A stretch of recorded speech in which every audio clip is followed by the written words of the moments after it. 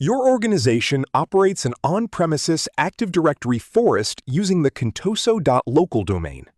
You have recently acquired a Microsoft 365 subscription and established a Microsoft Entra ID tenant named contoso.onmicrosoft.com. You intend to deploy Azure AD Connect on a member server to enable pass-through authentication. Which three of the following actions are necessary to prepare your infrastructure for this configuration? Option A. Deploy an authentication agent onto an on-premises server. Option B. Activate the pass-through authentication feature in the Microsoft Entra admin portal.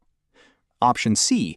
Register an additional UPN suffix within Active Directory domains and trusts. Option D. Update the SMTP email attribute for every user.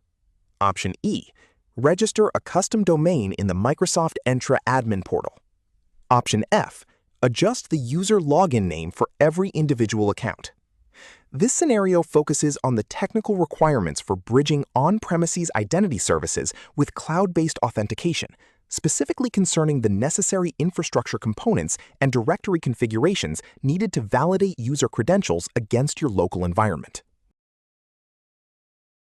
I believe the correct actions to implement pass-through authentication are options A, B, and C.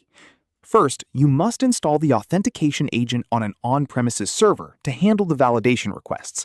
Second, you need to enable the pass-through authentication feature within the Microsoft Entra Admin Center so the service can accept these requests. Third, because this authentication mechanism relies on the user principal name, you must add a UPN suffix in Active Directory that matches your verified custom domain.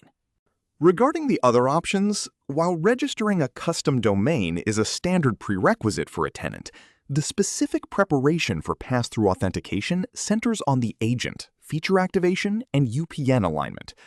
Updating individual email attributes or modifying user login names for every account is not required for the authentication mechanism itself.